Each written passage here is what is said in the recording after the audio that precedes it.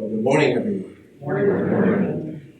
So I'd like to begin by first thanking you, Rennie, for this wonderful opportunity for me to be standing here in honor of my dad's induction. It means a lot to me. And I just want to thank you for the many phone calls we had, text messages, the emails to make sure everything was going as well as planned, and also just make sure that our arrival here is smooth, no issues. Next, I want to thank my family for being here with me, and ask you all to stand one more time. And also, I'm going to ask a close family friend, Michael and his wife, to stand.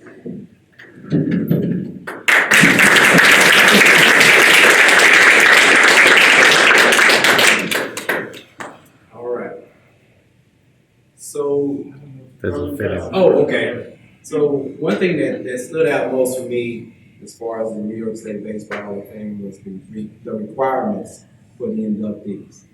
So there are four requirements: character, professional career, coaching career, and community service. And these are all attributes that embodies my father's life work. He was still amongst us. So that's what I want to focus on. That's what I want to talk about here briefly. So I think everyone would agree that my father was a pretty good baseball player. After all, he was a member of the 1969 World Series champion Mets. Any Mets fans in here? Besides, no Yankees. This is Mets over here. But he really contributed to that World Series.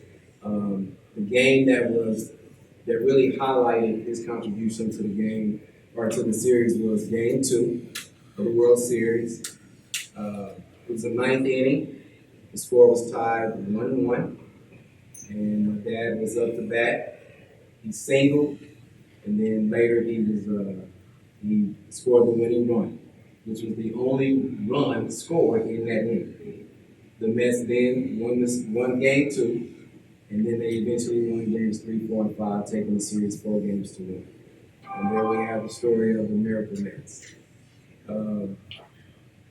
After baseball, or actually after the final game, uh, he was quoted saying that he was very fortunate that he got to go out as a champion.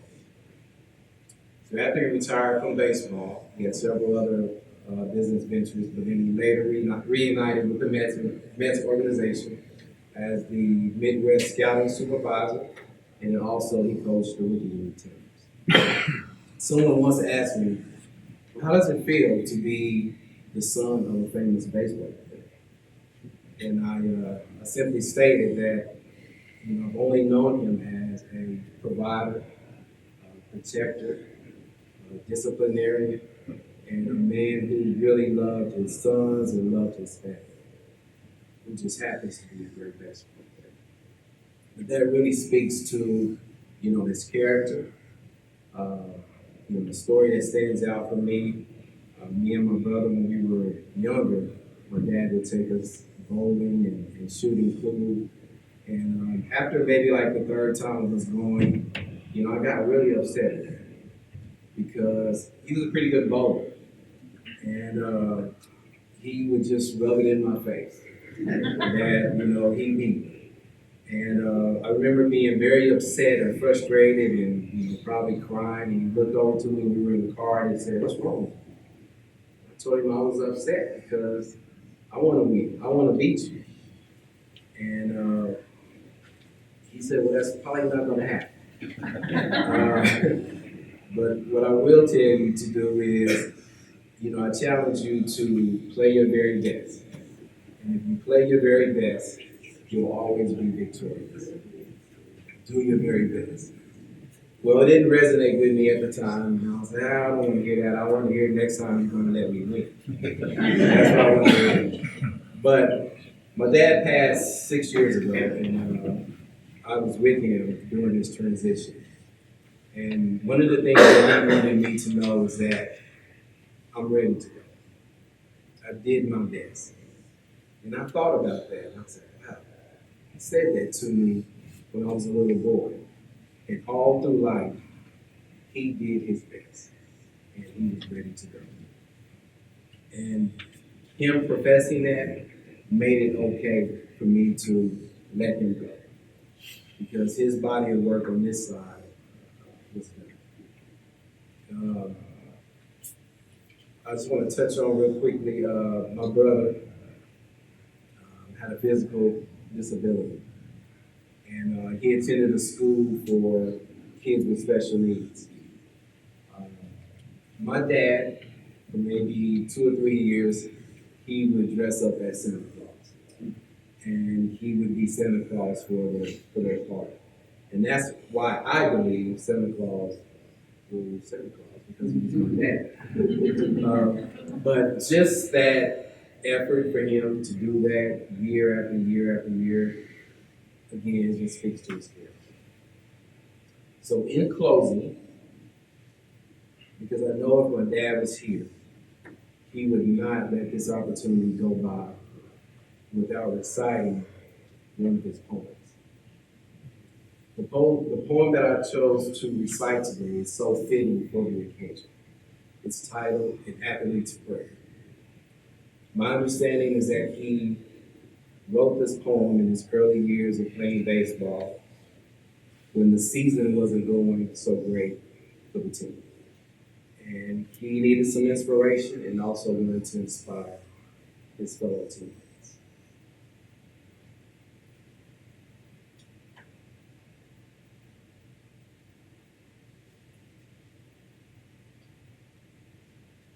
Author of my talents, only you shall I praise. To thee only my hand shall be raised. For when I am burdened with the weight of my team, to my rescue you come, it always will seem. For outstanding is my play on any given day when you intervene and help lead the way. Grateful to you, I will always be for exploiting my talents for the world to see. For out there on the diamonds, before thousands of fans, we players perform as best we can. Perform we must, both day and night, seeking victory with all our might. Seeking a place with other sport greats in the Hall of Fame where ability rates. Getting a little emotional.